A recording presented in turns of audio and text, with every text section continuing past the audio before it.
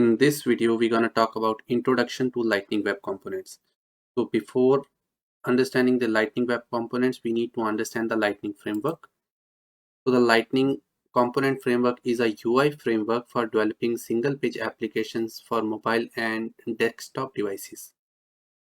So to create the Lightning pages, we have two programming models. One is the Aura component model that was previously used, and now the new model, that is Lightning Web Component. So Aura components use the Aura framework and Lightning Web Components use the Web Components framework.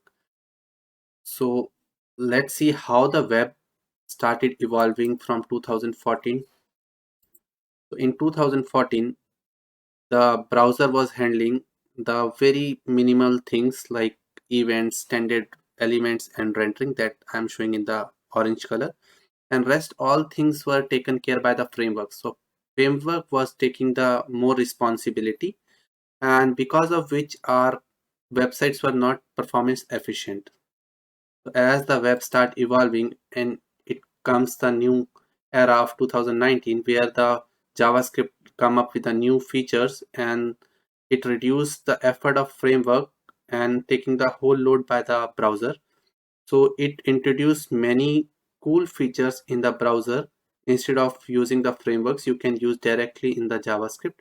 So the cool features are you can create the web components, you can create the templates that runs directly into the browser. You don't need a separate framework to run on it. They introduce the Shadow DOM, they introduce the module system, they introduce the different version of JavaScript, that is ECMAScript 6, 7, 8, 9, 10. Now it's 11 version.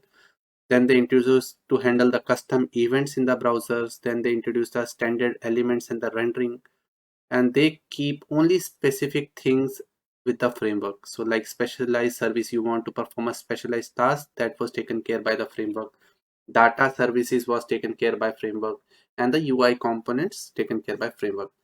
So as Salesforce saw this transformation that happens from 2014 to 2019, they introduced the Lightning Web Components that was built on the latest web standards that was introduced in 2019, and they followed the same concept. Like Lightning Web Component framework will take care only the security, Lightning data services, and base Lightning components, and rest all things will taken care by the browser, that is web browser. And it was taking care of all the latest JavaScript features, all latest edge cutting features like modules, events, standard elements, shadow DOMs. So that's why the Lightning Web Components comes into the picture. And the people ask what's the difference between the Aura and the LWC. Like the basic difference you need to remember is in 2009, the older JavaScript come into the picture. That is the ES5 version that we were using from so long. That was the ES5 version. Before this also the JavaScript was there, but this was the most popular JavaScript that comes into the picture. That was ES6 in 2009. So Aura was using this JavaScript to build the framework, right? So that framework was too much code to write. Rendering wasn't optimized because it was using the old features of JavaScript. Modern features were not available. But in 2015, the JavaScript introduced a new version, the optimized version, that is ES6, and every year they started releasing a new version of JavaScript. So based on those concepts, we build the Lightning Web Components, and Lightning Web Components supports all the latest versions of JavaScript that are released from 2006 to 2011 to going forward. It's updating regularly. So it has the Shadow DOM power, it has the web components, it has the custom elements, it has templates and slots. So if in interview somebody asks you, you just say Aura is the older framework that was built on the ES5 version. It not have the modern features like module, classes, and promises. Rendering was slow. You have to write too much code to achieve a functionality. But Lightning Web Component use the latest features of web standards, and it's a performance efficient. Rendering is pretty cool. So that's the difference between the Aura and the LWC. Now, what is LWC? So the Lightning Web Component is a programming model for building the Lightning components, and it uses the core concepts of web standard that I showed you in the previous slide. Like it's using the all latest web standards, Shadow DOM, rendering, custom events, ES6 arrow function. There are many, like we saw in the JavaScript lectures as well. So what was the benefit actually? What benefit we were getting over the Aura in Lightning Web Component? As I said, Lightning Web Component is taking care only the small piece of task. If I go back to my slide, Lightning Web Component is taking care only security, Lightning Data Service, and base Lightning component, and rest all is taken care by the browser. So if it taking the less tasks, so the light frame, it's a light framework. So it's not a heavy framework like Aura. If it's taking the very less task and everything is taken care by the browser, automatically the performance is very high. And then you no need to learn a different framework to develop an application in Salesforce, because Lightning Web Component use the plain JavaScript. Tomorrow, if you want to hire a new developer, you don't need to train that developer. If he knows JavaScript, he can able to write anything in the Lightning Web Component. Then the interoperability with Lightning Aura component. So the question is whether Aura will still in the use. Yes, many people use it, and you can embed your Lightning Web component inside the Aura component, but you can't do other way around. It introduced the better testing using the Jest framework. You can write the test cases for your component to catch the bug in the early stages. Then we have a better security. Better security has many points. Actually, that's a very important point in Lightning Web Component, because Java in LWC, the JavaScript strict mode is enforced. Like you can't write global variables, or your variable will not host, because by default LWC uh, enforce the strict mode. Then we have the lightning locker restrict that use of global object by hiding an object or by wrapping it in the secure version of the object. It also restrict access to the Salesforce global variable. So there are many security features, but you, from the interview point of view, you need to remember it provide a better security, better testing.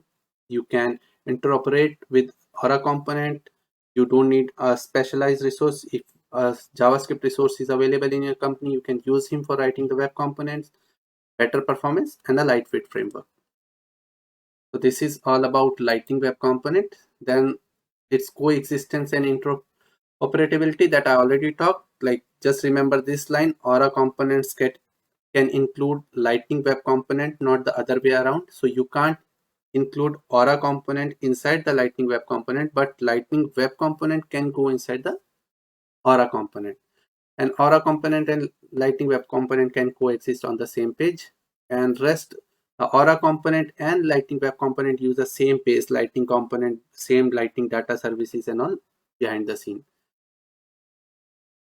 So the last topic for this video is like lightning experience. Many people get confused what is lightning experience. If somebody asks in the interview what is lightning experience, so lightning experience is the new user interface for Salesforce, and it is a significant upgrade for the classic view. So if you are working in your organization with this user interface, this is the lightning experience. If you are working with this interface, this is the classic appearance. So it's a Salesforce classic view, it's a lightning view. If somebody asks you in an interview which view you are working on, so you should say I'm working on lightning experience or in a classic experience. So that's it for this video. I'll see you in the next video.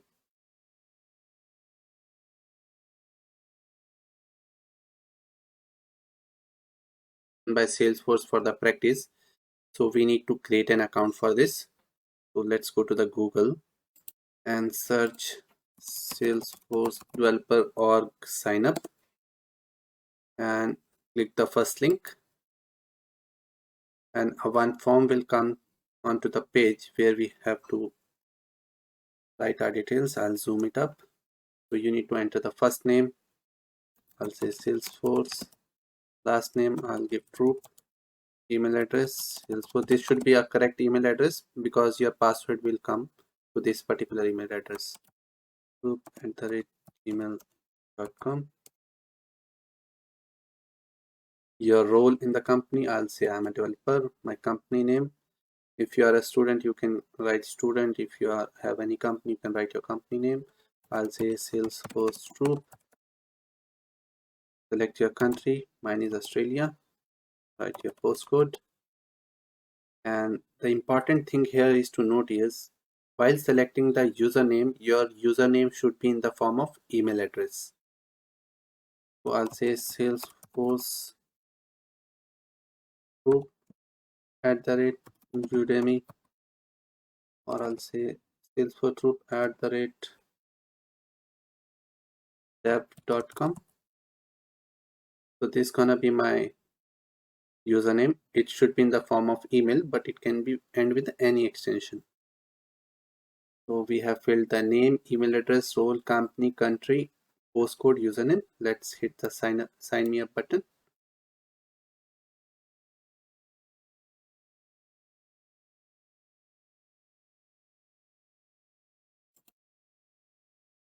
So now it's saying please check your email to confirm your account. So immediately I'll got the email from the Salesforce to verify the account. So click on this verify account. It will ask you to select the password. So let's select the password.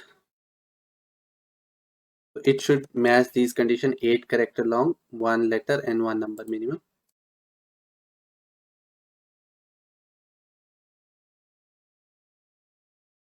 So I have entered the password. It's looking good. It's matched as well. I select a security question. I give the answer. So click change password.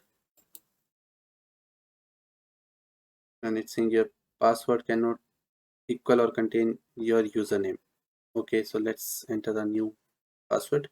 So I have entered the new password now. Let's see if it works. And now it worked perfectly fine. And now you're able to see you are logged in into your Salesforce developer org. It's welcoming you to the Lightning experience. You can go through this, you can play around this. So this is your Salesforce account. Going forward, you're going to use for the coding. So that's it for this video.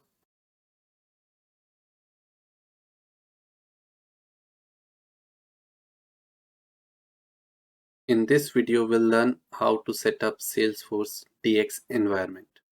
So before setting up the environment, we should know what is Salesforce DX. So Salesforce DX stands for Salesforce Developer Experience. It is a set of tools that streamlines the entire development lifecycle. It improves team development and collaboration, facilitates automated testing and continuous integration, and makes the release more efficient and agile. It's a very powerful tool that helps you in many ways. And to set up the Salesforce DX environment, we need these 3 tools that I have mentioned here: Visual Studio Code, Salesforce CLI, and Salesforce Extension Pack. So VS Code, Visual Studio Code is a code editor where we're gonna write our code, and it's a recommended code editor. If you already have, that's well and good. If you don't have, I'll show you how to install it. Go to Google and say download VS Code and hit enter, and you'll get the first link. Go to the first link and you will see the download options. Based on your operating system, you can select the download option. It will download the installer. Double click the installer and it will install the VS Code in your machine. I already have installed the VS Code in my machine, so I'm not going to install it again, but you can install it, and if you face any issue, you can ask me in the messages. Then the second is the Salesforce CLI. So the Salesforce CLI is a powerful command line interface that simplifies development and build automation when working with your orgs. It is used to create and manage the orgs, import and export the data, create and execute the tests, create and install the packages. So it's a very powerful tool, and you'll see in a minute when we integrate the Salesforce CLI with a Visual Studio Code, you will see how it works and how powerful it is. Then we have the third tool, that is an extension, that is Salesforce Extension Pack. So it's also a powerful feature. Instead of working with the CLI commands, you can use the user interface with the help of this particular extension. So let's go and install the Salesforce CLI first. Go to Google and say download Salesforce CLI. Select the first link. Here also you will get 3 options based on your operating system. to download the CLI. And for me it's a window, but for if you are on Mac, you can download it for based on your operating system. And for me it's already installed, so it's also the similar process. It will install an installer, you double click on it, it will install, and if you face any issue you let me know, I'll have a look. And once you install the CLI, let's open the Visual Studio Code.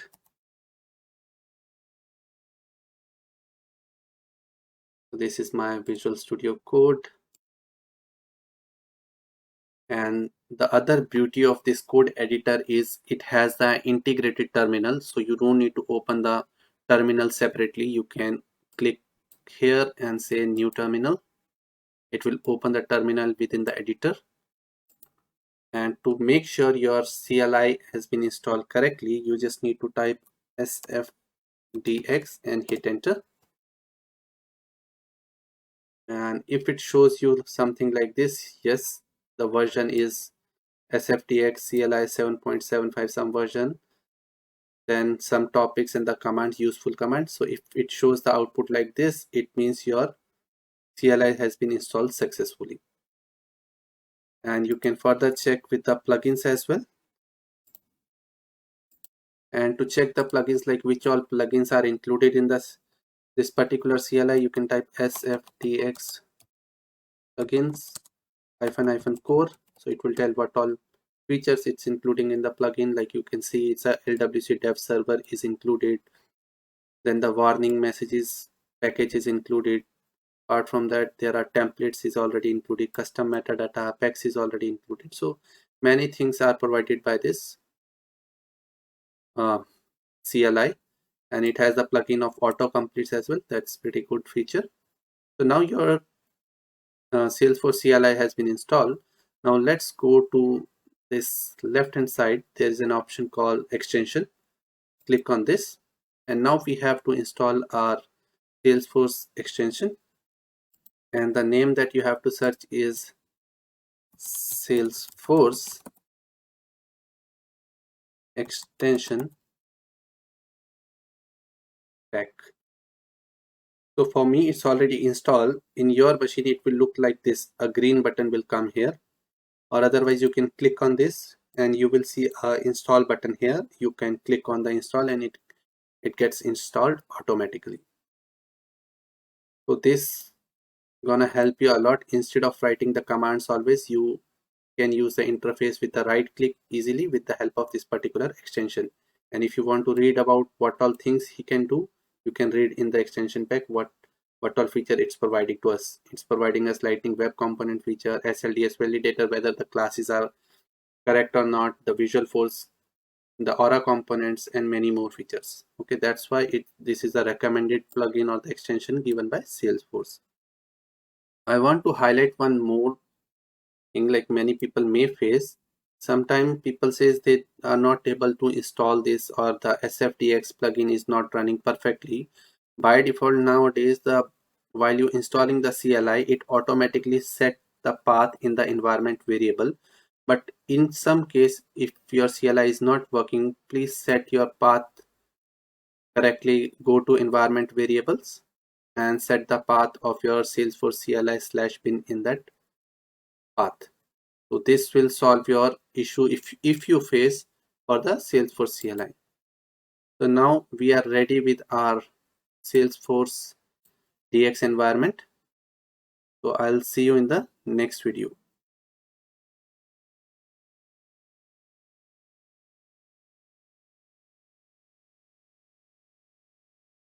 In this video, we'll learn how to set up my domain and DevHub, because these two things are very much important to create the scratchbox.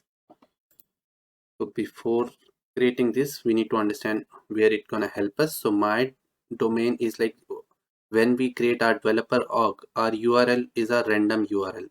So we have to give a meaningful name to the URL that makes our domain more secure, and some features of Salesforce require a custom domain. So first thing we're gonna do, we're gonna create our my domain, and second thing is we're gonna enable the DevHub option in the developer org that help us to create and manage the orgs from the command line. It also helps us to view the information of the scratch org that we have created, and it also links the namespace to the orgs. Okay, so let's go to the Google and log in into our Salesforce developer org. I'll type here login.salesforce.com. You can type above as well. It will take you to the login page, and here you need to enter your username and password that you use to create your developer org. So I'll clean this. I'll write my Salesforce group @dev.com password and hit the login button. And for this option, you can choose the remind me later. If you want to add your mobile number, you can add that. That's gonna help you when you forget your password. I'll select remind me later. So now we have logged in into our Salesforce instance or the developer org. And in the URL, you can see it's a random URL app16lightning.force.com. So instead of this app16, first we need to give a meaningful name. That's gonna be my domain. So you can type in the left hand side in the quick find domain, and here is the option my domain under the company settings. Click this option. So it will take you to this page and it will say, okay, there are 4 steps to create a my domain. First you need to choose the domain name, then the domain registration will happen, then your domain ready for the testing, and domain will deploy to the user. So first thing and the hardest thing is to choose a unique name. If I say true and check the availability, so yes, the true is available. So I'll register this domain. I hit the register domain button and it takes to us to the next step, and it says your domain name is troop-dev-ed.my.salesforce.com, and registering your domain you will receive an email when it's ready for the testing. So you can go and check your email. So it takes little bit time, so you can refresh the page without going and checking the email. It will automatically registers the domain. You don't have to click on any link in your Gmail. You just refresh the page, and now after refreshing you can see it immediately moved to the next step, domain ready for testing.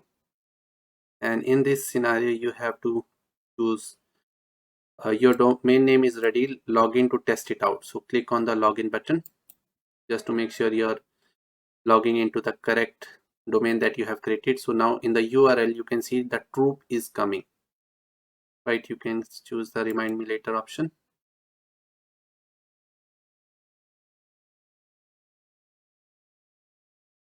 and now you can see are able to log in successfully. And there is an option now, I'll zoom it a little bit, you can see deploy to user. So now hit this button so that our domain should be ready to use. So deploy to users, there will be a pop-up, say okay, and now it's deployed to the user, and you can see going forward we're gonna use this domain. So next topic is dev hub. So we need to enable the dev hub so that we can create the scratch org. So go back to the quick find, everything you will find in the quick find search box. So search dev hub, and under the development option you will see the dev hub option. So click on dev hub, and you can see it's all they already mentioned. You can create and manage the orgs, you can view the information and everything, and by default it's disabled, and once you enabled it you can't disable it again. So let's hit this button and enable it, and now you successfully enable your dev hub. So in the next video we're gonna see how to create the scratch org. So I'll see you in the next video.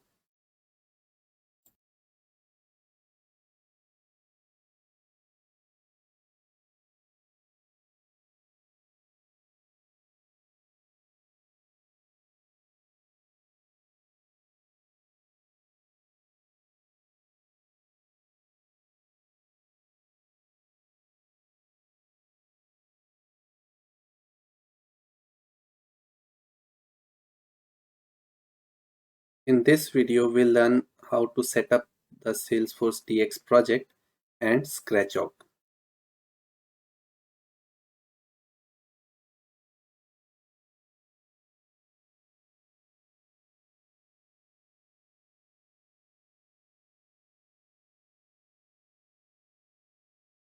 ScratchOp. So let's go to the VS Code and create our first project. So in our previous video, we already set up the Salesforce CLI and the Salesforce extension pack. So let me give you a quick walkthrough from VS Code. So on the left side, there are 5 icons on the top left hand side. The first icon shows you the folder structure. This open editor will show you the files that you have opened, and here you will see your project structure. Then the second icon is the search. If you want to search something in your product structure, you can search it here. Then the third icons give you the power to connect your code with a repository like GitHub. Then the fourth option give you an option to debug the file.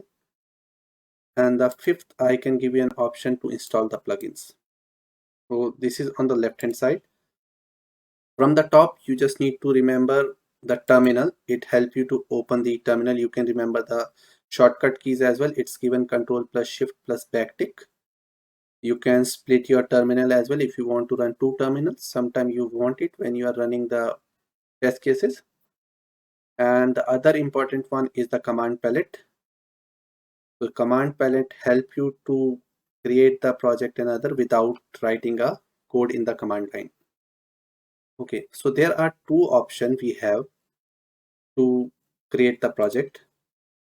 So before creating the project, we want to make sure whether our extension that we have installed, Salesforce extension pack, is working or not. To test that, go to the option view and select command palette and type something sfdx. If you are seeing some option here with the starting with the sfdx, it means the plugin has been installed successfully. Okay, so now instead of writing the command in the terminal, we have one option. We can go and create the project using the command palette, or we can write the command to create the project. So we have a command to create the project, and that command is sfdx. So type sfdx. It should be small, sfdx. This should be always in the starting. That tells to the terminal, okay, I'm running the command something from the sfdx plugins, okay, or from CLI. Then you will say from the force, I want to create the project colon create. So like from force project, I want to create -n, that stands for new project, and your project name. And if you enter, it will create a project with the name project name. This is the one way. I'll show you the easiest way. If you don't want to remember the commands, you go to view, select command palette, and here you type sfdx. You can choose an option from create project with manifest and create project. I'll select an option of manifest that generate a package.xml along with the project creation. So I hit it and it will ask us some options. I guess I hit outside. I'll open it again. sfdx create project with manifest. Now it's asking what type of project you want. You can select standard, empty based on your need. We'll go with the default one, that is standard. What's the project name you want? I want LWC learning, and hit enter. It will ask where you want to store your project. So I'll choose an folder and say okay, create project. And now it's running the command, and you can see our project is ready, and it's open immediately a VS Code with a project structure. I'll close this, I'll open this. You can see the whole project, and here on the right side you can see some notifications. You can ignore it for the time being. So your project is ready. Your project structure will talk in the next video. So now project is ready, and now we want to authorize this project with our dev hub. So dev hub is the developer org which we created or which we signed up in previous video. Now I want to tell my VS Code to connect with that dev hub. And to do that, we have again two options. Either I write a command in my terminal, or I can go to the command palette and say authorize an org, authorize an dev hub. So we want to authorize first a dev hub, right? So you can choose any option, but this time I'll show you with the command. Okay, so the command is, again, it starts with sfdx, right? Sfdx force colon auth colon web colon login, and then what name you want to give for your dev hub. I'll say -a. -a stands for the alias, and the name of my dev hub, I can say Salesforce Troop, and I add -d to make it a default to this project and hit enter.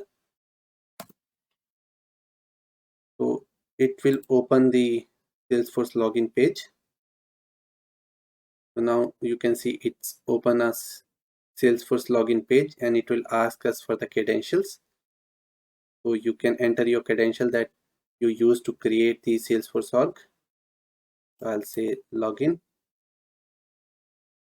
It will say, okay, do you want to allow access? So we are connecting right now our Visual Studio with the dev hub.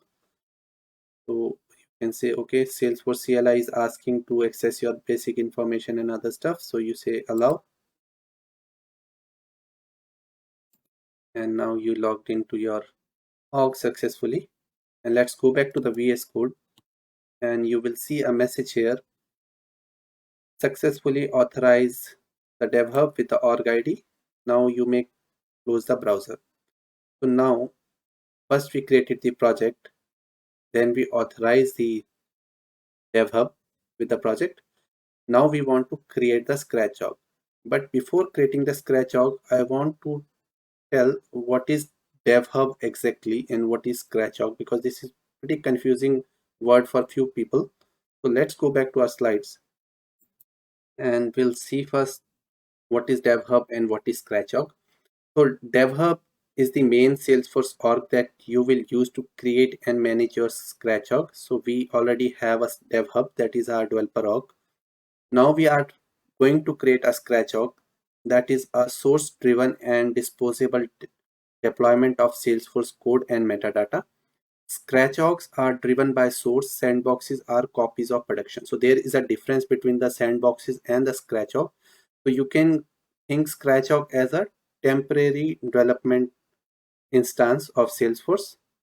And there is a note: the scratch orgs are do not replace the sandbox. Sandbox still exists, but scratch org give you instance or the Salesforce copy for a limited number of days. It start from 1 and maximum 30 days you can use the scratch org. Once it's expired, you need to create another scratch org. It has many benefits. We'll see that later. So let's go back to our VS Code and create the scratch org. Again, you can create the scratch org from the command palette. You can say create default scratch org. You can select this option. This is the easiest one, but I want to show you through the command so that at least you guys should know how to create the scratch org from the command. To create the scratch org from the command, let me clear the terminal first. To create the scratch org from the command, you need to type sfdx force colon create, should be force colon org colon create, and you should give an alias to your scratch org. So I want an alias or the scratch org to be called as LWC scratch org 1. So we are creating a scratch org, and I'm giving a name, a alias name, LWC scratch-log1. Then I'm saying I want this scratch-log for the days. So I'm using -d to specify the number of days my scratch-log should be alive. So the day should be from 1 to 30. So I'm giving the maximum number days 30. So your this scratch-log will alive for the 30 days. And then I want to give the path of my file, that is project scratch definition.json, that lies under the config folder. So the file path is, I'll tell you why we have to give this path, config/project scratch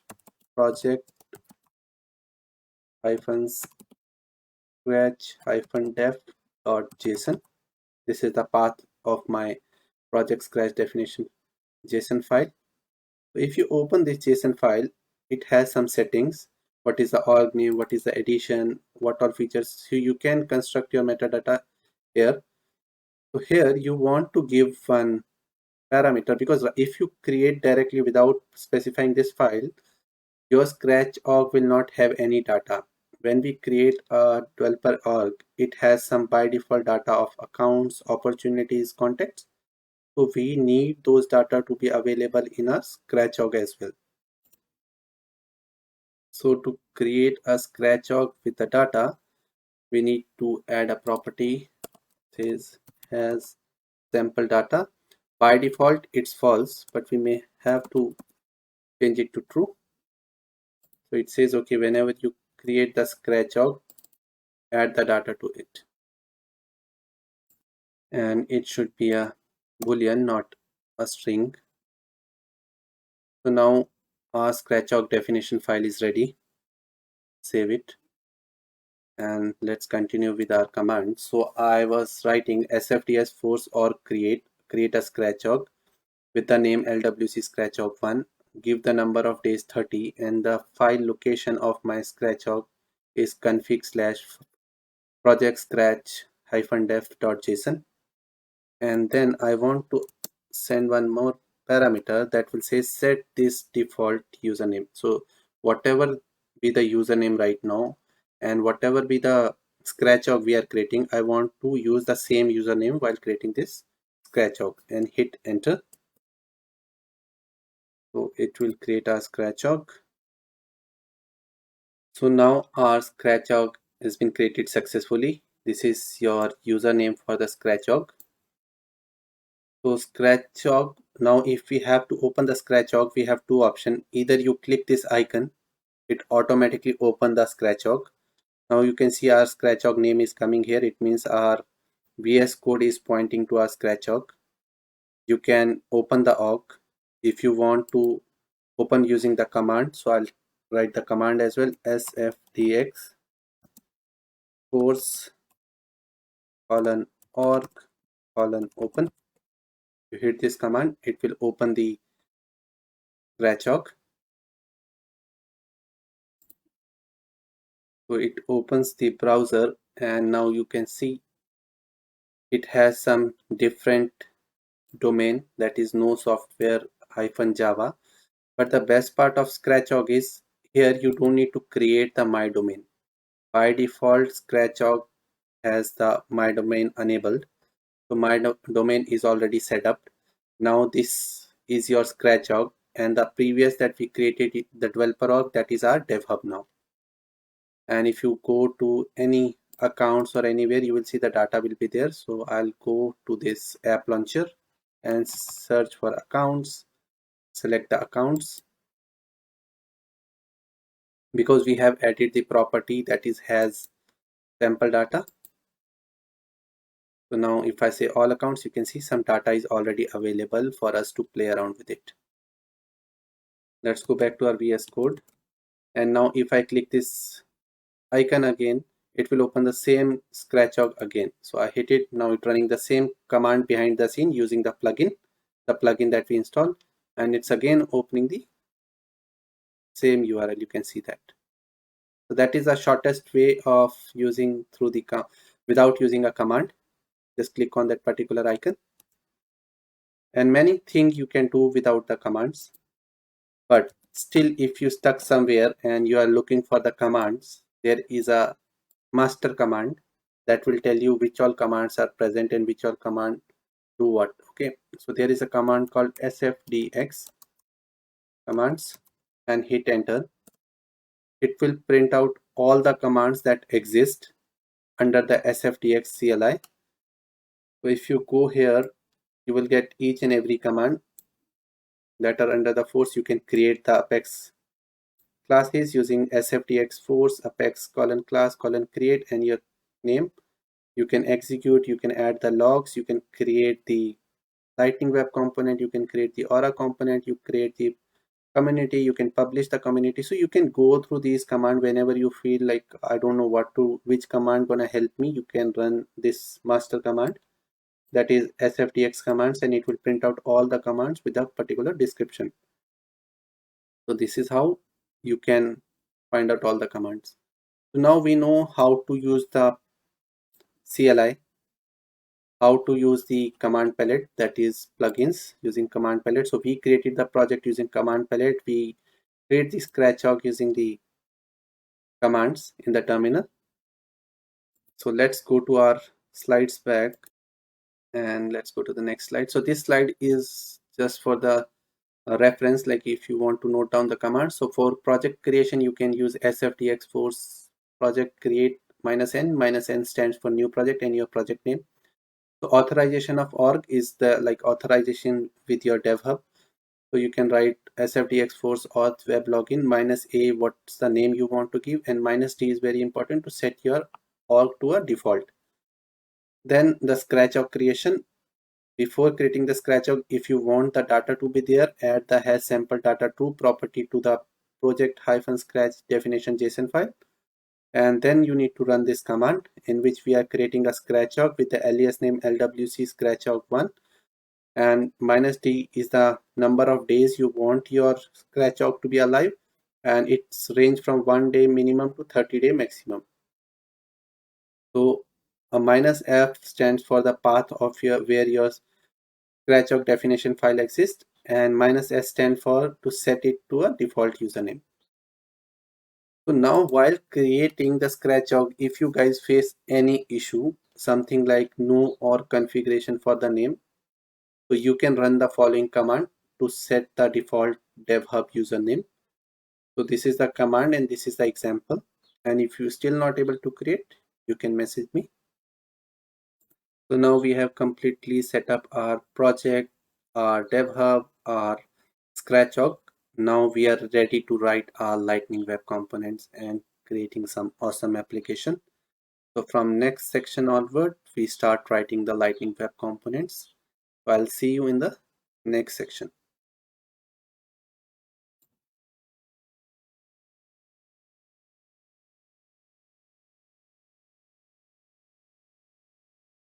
In this video, we'll create our first component in LWC.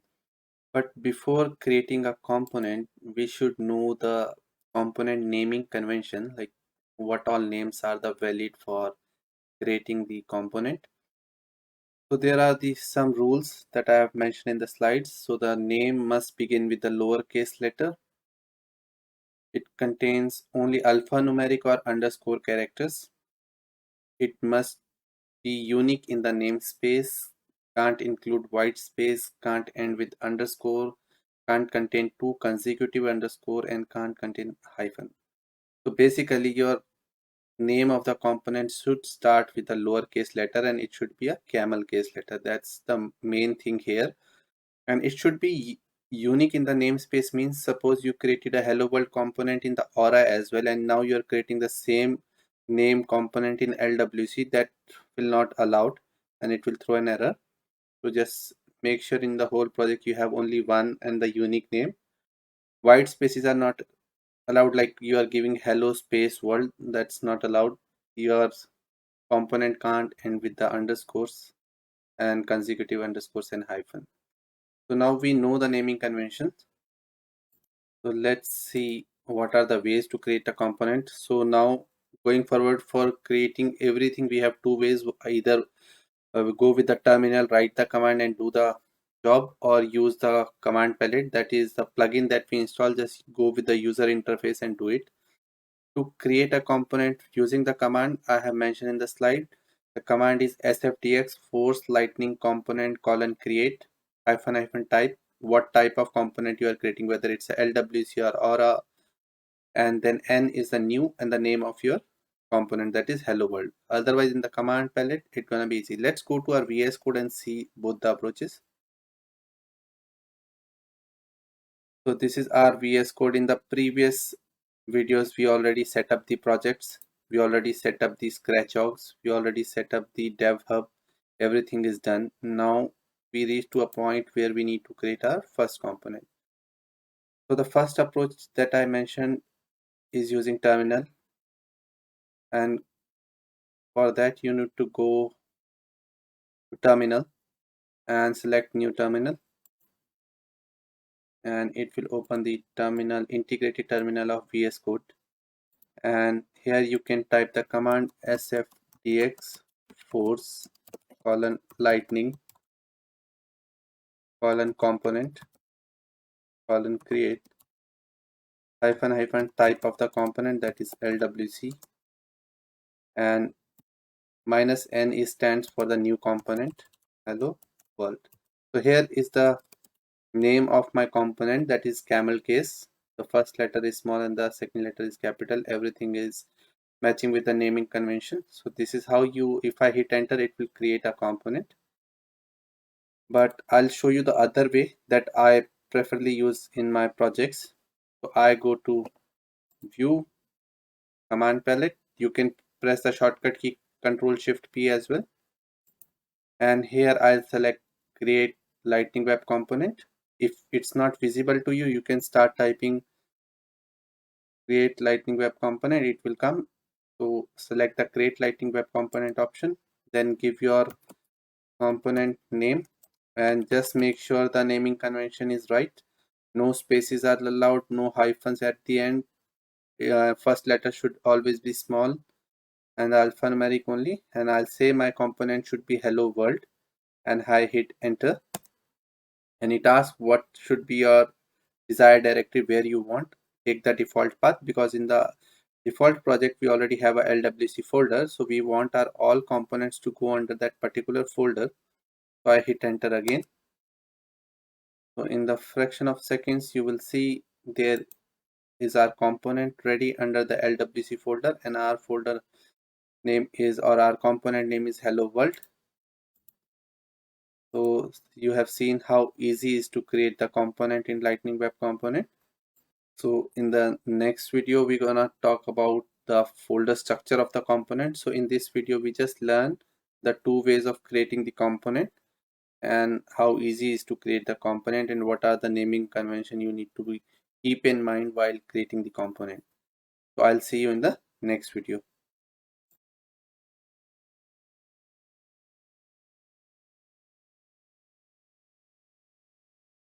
In this video we'll talk about component folder structure. So in the previous video we already created a component hello world, and that hello world component sits under the LWC folder. So if I open the component, by default while creating the component it generates three types of file. First file is the HTML, that by default has the template tag. So your whole HTML code will go within this template tag. Without template tag it will throw an error. So always remember HTML is for your structure, and within the template tag you will write your HTML. Second file is the JavaScript file. Here also it auto generates some code for us, and in the auto generate code it has the class name. Class name is similar as our component name, but it's using the Pascal case. All letters are capital, like hello H capital and word W capital, and it's extending the lightning element that is imported from the LWC package. So LWC package is the core package that handle our all LWC executions or code execution, and from that we are just extending a lightning element so that our component get the power to handle the lightning web components. So here under our class we're gonna write our JavaScript, In HTML, we're gonna write our HTML for the structure of the page or the component. And the third file is the configuration file, or we called it as a meta configuration file, that tells to the Salesforce pages or Salesforce record page, app page, or the Salesforce platform whether this component should be available or visible to a page or not. By default, it's not visible to a page. We need to set some configuration property here so that our component should be visible to the page, or some properties we can fetch from the design attribute or not. We'll look into all these things, but these are the three default files coming by default while creating the component. The point to be note here is all the files has the same name as our folder name, that is our component name. So remember, when we create a component, our file name should be always same. Apart from these files, these are the three default files. Apart from these three default files, we have other files that we can bring under the folder. So let's go and look into that. So this is how our whole folder structure look like. So these yellow ones are the default files. Then apart from the default files, we can add the CSS file for the styling. And while creating a CSS file, we have to create it manually. While creating this file, you have to make sure your name of the file should match with your folder name or the component name. Only the extension will get changed. Then we can add the SVG file, and SVG file is for adding some icon, that scalar vector graphic icons, if you want to add other custom icons that you can create yourself using the dot extension of SVG. And here also the file name should be the same as the component name. And you can add only one CSS file per component, as well as the one SVG file per component. After that, there is one interesting file that you can add is the JS file. You can add as many as other JS file that you want based on your code structures, and the name can be anything, because in JavaScript we have a power to import and export the file, or import and export the code. So here the most common use case of these sort of file are if you are creating a constant file, you want your all static data to be in a separate file, and then you want to import that data into a main controller file, that is hello world.js. That way you can use that. Apart from that, you will see another folder under your main component. When you learn the testing, there will be a file called underscore underscore test underscore underscore, and under that you will create a file with the same folder name or the same component name with the extension .text.js. That will help you to run your test cases for this particular component. So this is the full-fledged component structure that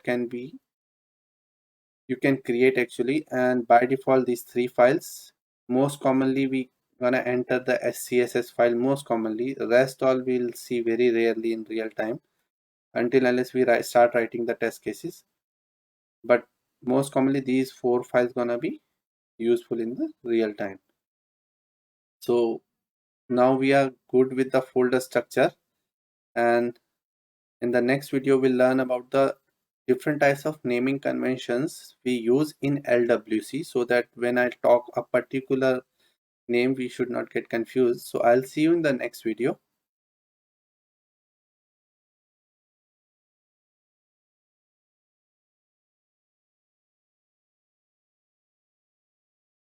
In this video, we learn different naming conventions available in LWC. So there are total three types of naming convention we're going to use in our through our LWC learning. So the first one is the camel case. So each word in the middle of the respective rephrase begin with a capital letter called as camel case. Then the second is the Pascal case. It is same like a camel case where the first letter always is capitalized. Then the third one is the kebab case. A respective phrase will be transferred to all lowercase hyphens separating words. So I just want you to remember these terms, at least what is camel case, what is Pascal case, what is kebab case, so that when I tell you, okay, I'm writing a camel case naming convention, or I'm writing a Pascal case naming convention, you guys should know, okay, what it is exactly. So let's look at the example, because we already created the hello world component. So in camel case, our first letter will be always started with a small letter, and the second word always start with a capital letter. So hello and world. So our component name is always using camel case. That's why I said usage is component name. So whenever we are creating a component, we are using a camel case naming convention. Then we have a Pascal case. Whenever our all letters start with the capitals, we call it as a camel case, and we use this naming convention when we create the component class name. By default, CLI created for us. I'll show you where we are using the Pascal case. Then the third one is the kebab case. In this, we convert all the letters into smaller case, and wherever we have the capital letter, we convert into small and hyphenated. And we're gonna use this in the component reference when we are including one component into another component, or in the HTML attribute name. So I'll show you quickly the two of them, the camel case and the Pascal case. Let's go to our VS Code. Now you see we created the folder name with the camel case, and CLI generated some code for us in the JS file, and the class name is the Pascal case here. Here also they are using the Pascal case internally. And when we learn the composition, I'll show you the kebab case. So now we know the different types of naming convention. So next video we'll see how to create an app and how to deploy a component to our Salesforce. I'll see you in the next video.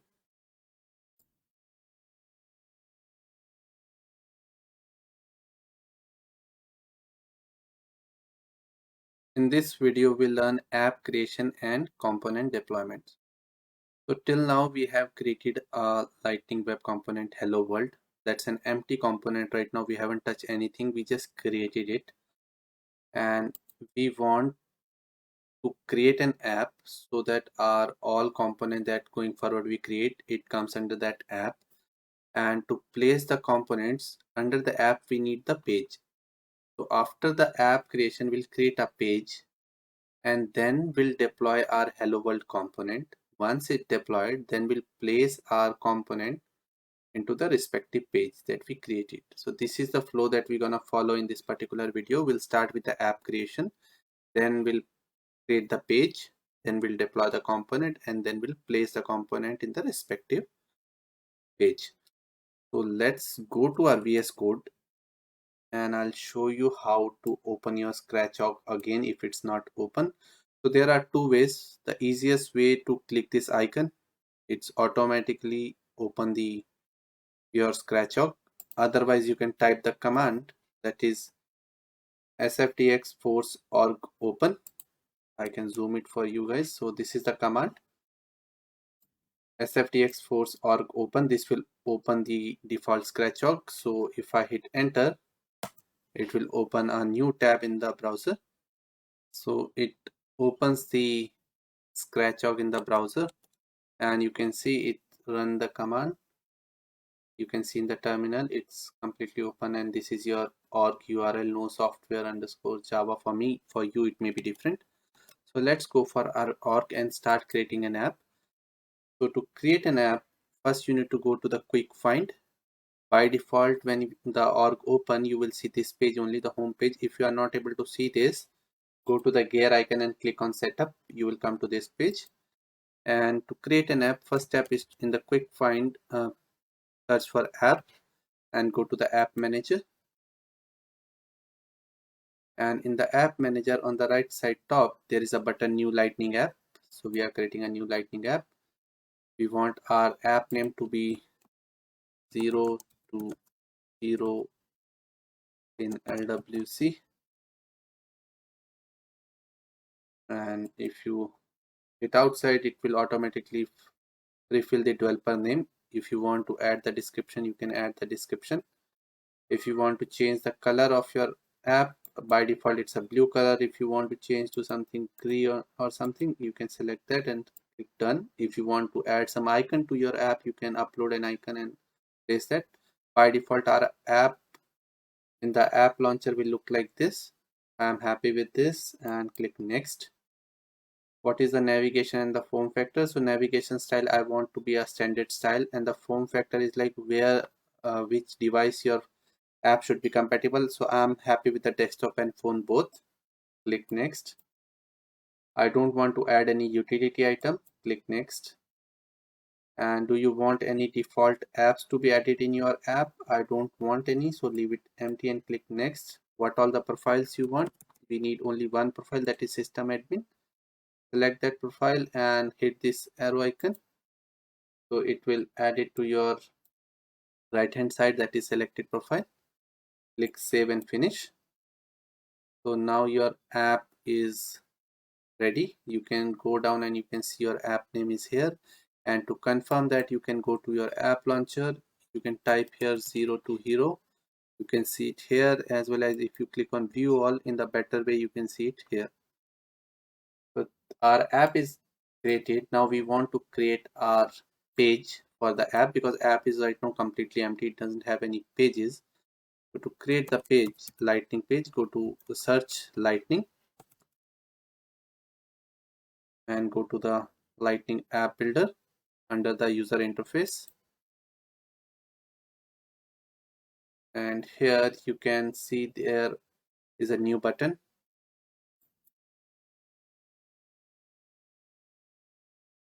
and it will ask you what type of page you want to create: app page, home page, record page, or embedded service page. So we want the app page. Take the default and hit next. Your label name, so I'll say LWC fundamentals. I'll select next. What type of page layout you are looking for? We are looking for 3-region page layout. Based on your need, you can select any combination, or you can create your own custom that we'll see in the future videos. So I'll take the default 3-region and hit finish. So now my page is ready, and I'll save this. Right now let it be empty only. Now we need to activate this page, so click on the activate button. In this, they will show you the app name and activate for all user, but we need to go to the lightning experience tab, where we need to select this page for the particular app, and we want this page to be available in the app 0 to hero in LWC. Select the app name and say add page to the app. So now our LWC fundamentals will be available for the 0 to hero app. Hit save.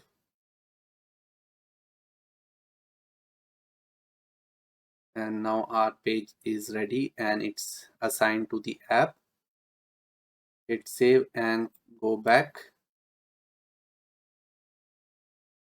and from the app launcher, search for our app name, that is 0 to hero in LWC.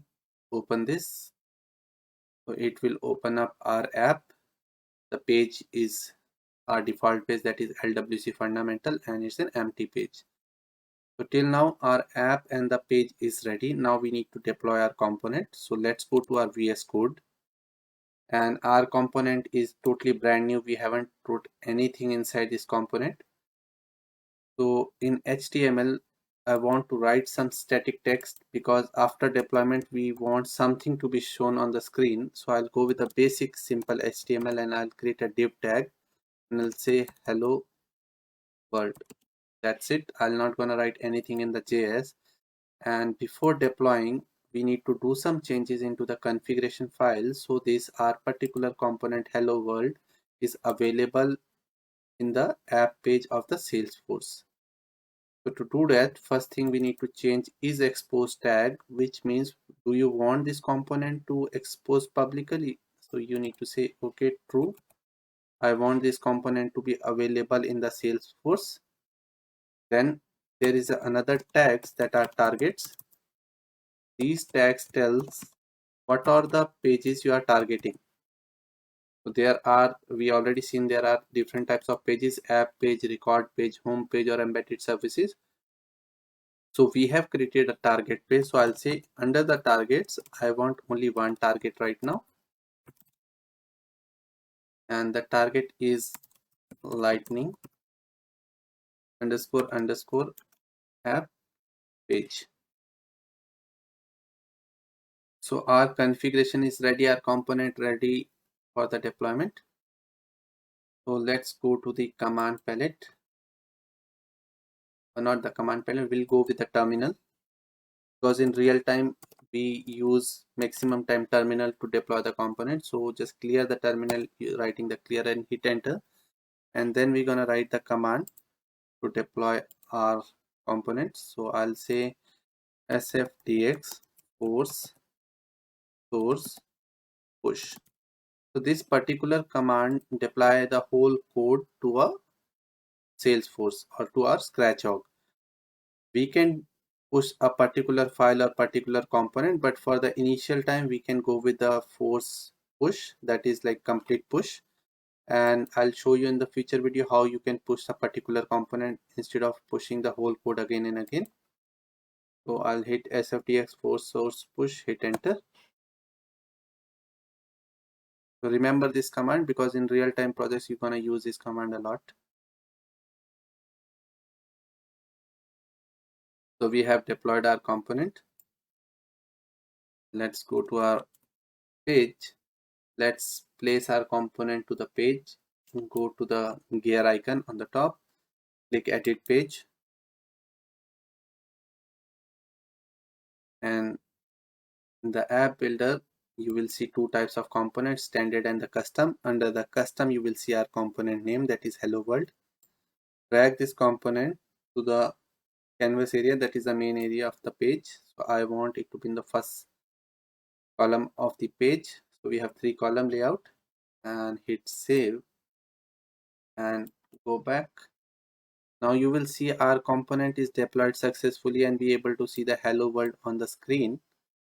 So this is how we create an app, we create an page, we assign a page to an app, and how we deploy a normal LWC component to a Salesforce, and how we place this.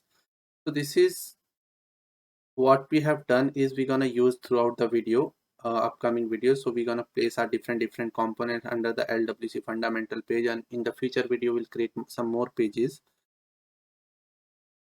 So from next video onwards we start working on the core programming fundamentals of LWC. Till now we were just learning how to create a component, how to create the pages, how to deploy a component. So now we'll write more code going forward. So I'll see you in the next video.